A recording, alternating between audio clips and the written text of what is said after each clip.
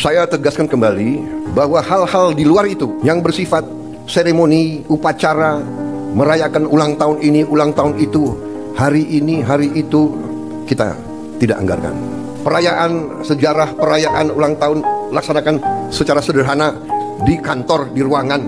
Kalau perlu yang hadir hanya 15 orang, sisanya divikonkan. Perjalanan dinas dikurangi. Saya potong setengah. Dengan setengah kita bisa menghemat 20 triliun lebih. Kalau kita hitung 20 triliun, berapa puluh ribu sekolah, gedung sekolah bisa kita perbaiki. Jadi saya katakan benar-benar bahwa saya sangat serius dalam hal ini.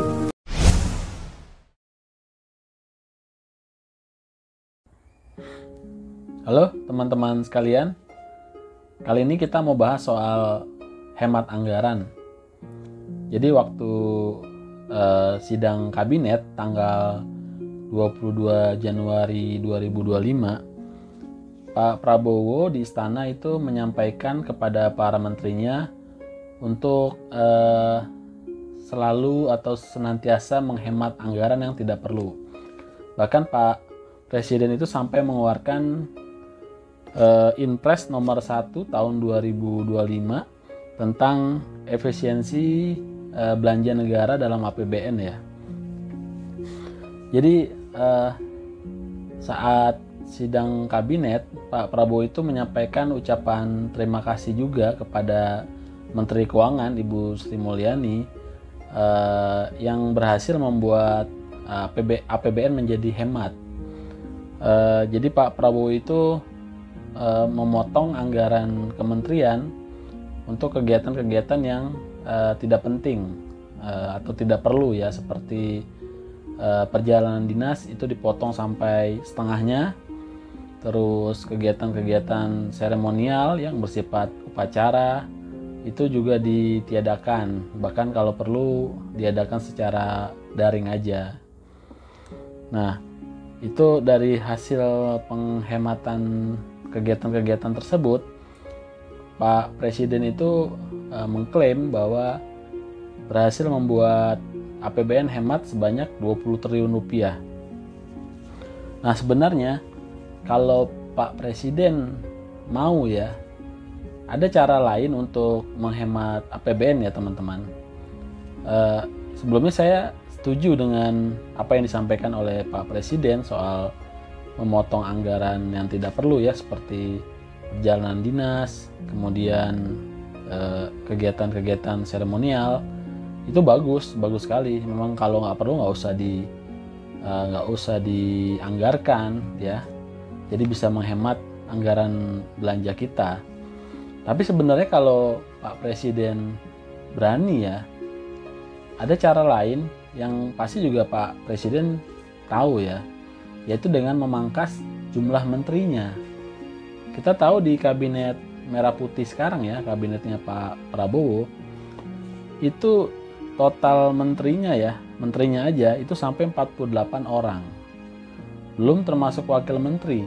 Wakil menterinya itu sampai 56. Jadi kalau di total itu jumlah dalam kabinetnya Pak Prabowo itu ada 104 orang pejabat di dalam kabinet merah putih. 104 orang ini di luar kepala badan ya, seperti kepala badan BIN misalkan, BKN, kepala kepolisian, Kapolri, di luar Jaksa Agung, di luar Panglima TNI, dan badan-badan lain. Nah, bisa dibayangkan setiap kementerian ini pasti ada anggarannya masing-masing ya. Di sini saya sudah membuat catatan kecil ya teman-teman. Jadi sekarang banyak kementerian yang dipecah-pecah oleh Pak Prabowo yang sebenarnya tugas atau fungsinya itu sama aja dan dikhawatirkan bisa tumpang tindih. Nah, sekarang contohnya Kementerian Koordinator Polhukam ya. Dulu kan satu ya, politik, hukum, dan HAM. Tapi sekarang di zaman Pak Prabowo itu dipecah menjadi dua. Kemenko bidang politik dan keamanan sendiri, dan kemudian Kemenko bidang hukum, HAM, dan imigrasi itu juga sendiri. Nah, kemudian yang menarik nih, Kemenko PMK ya, pembangunan manusia dan kebudayaan. Dulu sebelum Pak Prabowo itu zaman Pak Jokowi hanya satu PMK ya. Tapi di zaman Pak Prabowo itu dipecah menjadi dua. Menko bidang pembangunan manusia dan kebudayaan itu sendiri. Kemudian Menko bidang pemberdayaan masyarakat itu sendiri. Kalau kita telah lebih dalam ya, apa bedanya pembangunan manusia dengan pemberdayaan masyarakat? Kan sebenarnya bisa dia juga gitu, bisa aja satu menteri aja yang mengurusi hal itu. Kenapa harus dipecah dua? Dan kita tahu yang menjadi pecahan ini ya, Menko bidang pemberdayaan masyarakat itu ya Caimin ya, Pak Muhaimin Iskandar yang jadi menteri Menko-nya ya. Nah untuk di bawahnya itu dipecah-pecah lagi nih menterinya, Menkumham. Tadinya satu orang dipecah menjadi 3, hukum sendiri, imigrasi dan permasyarakatan sendiri, dan Menteri HAM, hak asasi manusia itu sendiri.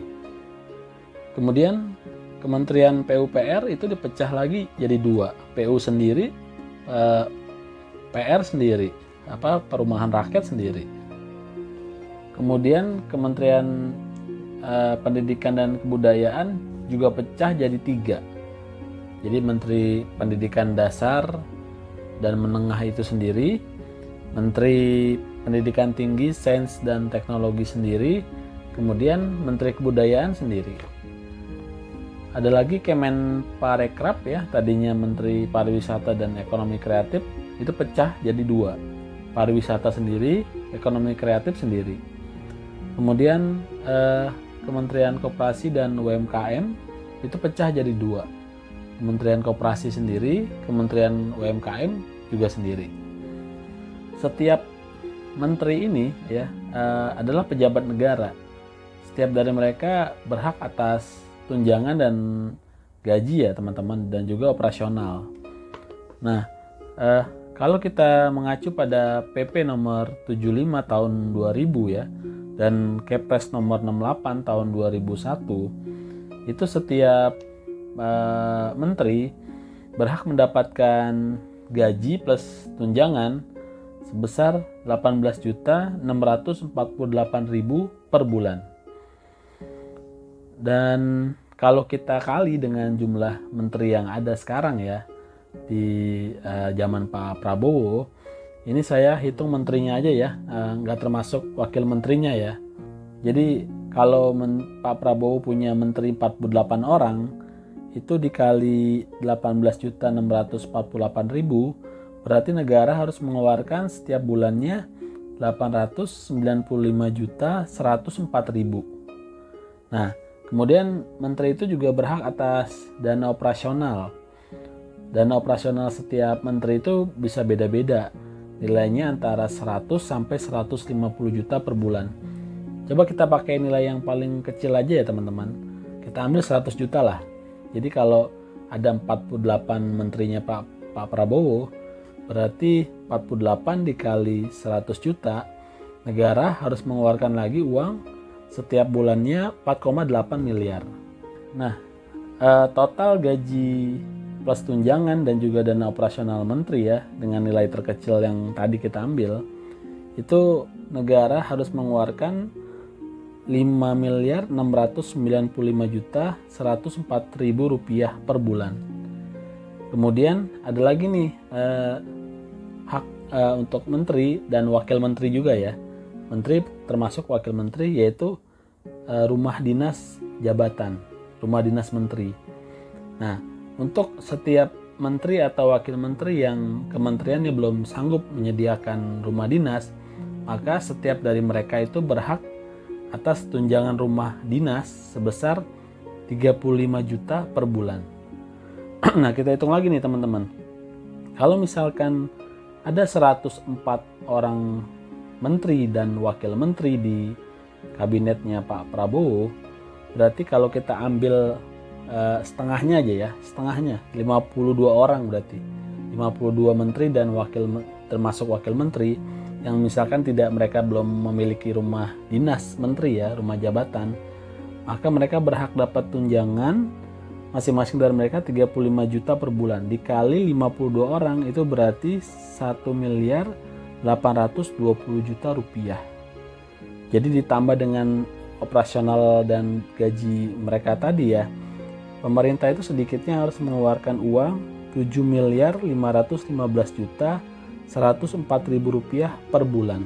Nah, jangan lupa teman-teman, setiap dari menteri dan wakil menteri itu juga berhak atas mobil dinas ya.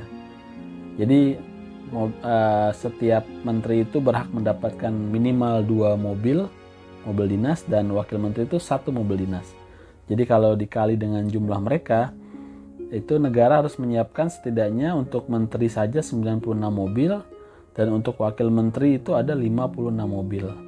Nah, bayangkan teman-teman, ini dari segi pejabat tingginya saja, menteri dan wakil menteri, negara harus mengeluarkan anggaran sedemikian besar. Nah, dengan postur kabinet yang demikian banyak ya jumlah pejabatnya, maka tidak heran di tahun ini, di tahun 2025, belanja pegawai untuk kementerian atau lembaga saja itu dianggarkan sebesar 297,71 triliun. Sementara di 2024 itu hanya 276,34 triliun. Kenaikan ini sampai 21,37 triliun, teman-teman ya. Jadi 21 triliun ini hampir sama dengan target penghematan Pak Prabowo yang diinginkan ya, yaitu 20 triliun rupiah. Padahal sebenarnya kalau bisa disamakan saja atau syukur-syukur bisa dipangkas lagi jumlah kementerian yang digabung saja yang supaya tidak tumpang tindih, itu Pak Prabowo bisa dapat uang 21,37 triliun dari penghematan dari pemangkasan jumlah kementerian ya teman-teman. Nah, ini belum termasuk staf khusus, penasihat khusus, kemudian utusan khusus ya, seperti Raffi Ahmad, Gus Miftah yang kemarin kasus ya, utusan khusus presiden itu kalau ditambah lagi ya lebih banyak lagi totalnya. Nah, kalau kita bandingkan dengan negara-negara besar lain, misalkan dengan Amerika Serikat, Amerika itu jumlah menterinya hanya 15 orang teman-teman ya, yang mengepalai kementerian atau departemen. Sementara total jumlah anggota kabinet di Amerika Serikat itu hanya 25 orang. Padahal negara Amerika jauh lebih besar dari negara kita, tapi jumlah menterinya itu hanya 15 orang saja.